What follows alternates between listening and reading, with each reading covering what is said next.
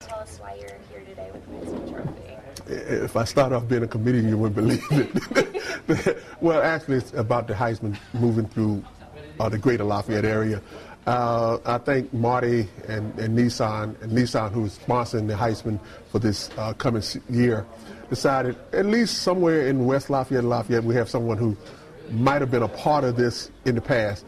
I came close to winning it twice. 1967, I was third in the nation. In 1968, I finished second to O.J. Simpson. So I thought they felt like this was a great opportunity to showcase the Heisman and what Nissan is doing, presenting it this year. And this is sort of like the Heisman tour. So they said, can you come over and give us some footage, some time, and some energy? And I said, hey, look, for a worthwhile cause, hopefully somewhere in the very near future, a Boilermaker will have the opportunity to host the Heisman Trophy on one Saturday in December, and hopefully this will be my little piece to history about the Heisman Trophy. Have there been a lot of people to come out to see it? I think it has been.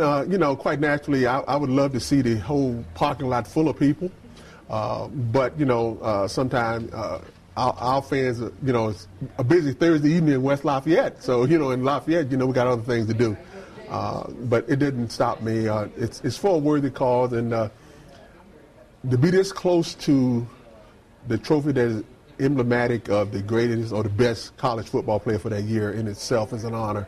And so when Marty approached me with it, I just said, hey, if we have 1, 2, 3, 4, 5, I'll gladly come out and do what I can to support it. And hopefully for those who are not here or who didn't make it out today, looking at the trophy behind me, it's an honor.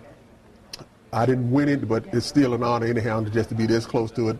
To feel how heavy this thing is, it's very heavy. So if you really think it's a little piece of wood and something light, come on down and check it out. And my last question is, do you don't reside in West Lafayette? Yes, I do. You actually, I'm more of a West Lafayette, if there's such a word, West Lafayette, than I am a Philadelphian. I've been back now in West Lafayette for the last 15 years. I came back in 94, coached the running backs for 2 years with Jim Coletto in the Purdue program, with Joe Tiller's administrative assistant for 3 years, and now going on my 10th year in the John Purdue Club. So been back, love being back, and call this home now. Do you have anything, Nathan? Didn't you do more different positions than OJ in those? Didn't you defensive back? I think I did more positions than a whole lot of guys back in those days, not only OJ. I went both ways. I played offense and defense as a player back in the 60s. Not on a full-time basis, but the coach felt like, when we played a team that had a high-profile receiver, I was asked to go out and cover this guy one-on-one on defense. Then I would flip-flop over to offense. I would be a flanker. I was a running back. I threw the halfback option pass. I did the kicking off for 3 years. So they said sometimes the only thing I didn't do on the Saturdays was direct the band. So I did a little bit of everything.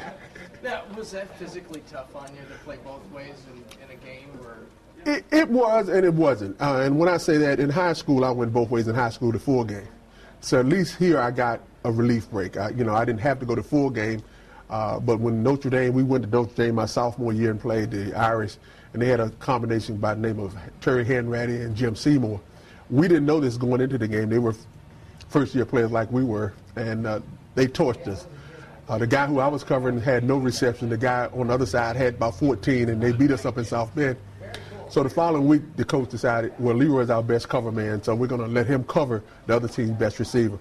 The kicking off part became a fluke because Bob Greasy used to do the kicking off, and I think the coach was smart. He didn't want Greasy to get hurt. He was a marquee quarterback, and I was just an unknown, young, wide receiver defensive back from Virginia. But I bragged about that. I told him I could out-kick Greasy anyhow. It wasn't the fact that he was a good kicker. I could out-kick him, and they didn't believe it. So when I showed him I could do it in practice, I did it for 3 years and did it in the Rose Bowl in 1966. So it's an honor, knowing that you can do more than just one thing. And I just enjoy being on the field. Nobody knew when you were sitting on the sideline. Well, how about a recount then? You would like to see a recount, but I hate to say this thing has been a jinx. Most of the guys who have won it are having all kind of aches and pains right now. They're doing all kind of crazy stuff. I'm living the life. I'm back at my alma mater. I get to go out and talk to all Boilermaker fans. I get to come out today and support this process. I get to have those who take their picture with me give a donation to the Purdue Cancer Research Program, which I know that they are on the cutting edge. And I told them, if there's anything I can do to help get rid of this dreaded disease, and hey, I'll do that in a New York minute. So, no, I don't want to recount because that thing is a jinx, and plus it's real heavy. You might end up on the cover. Karen, and I don't want to. And also, in just doing this piece, I don't want those guys who have won this Heisman Trophy to think that I was trying to steal their thunder. No. We call it a tour now. Had Madonna been coming through, I'd have come over and done the same thing.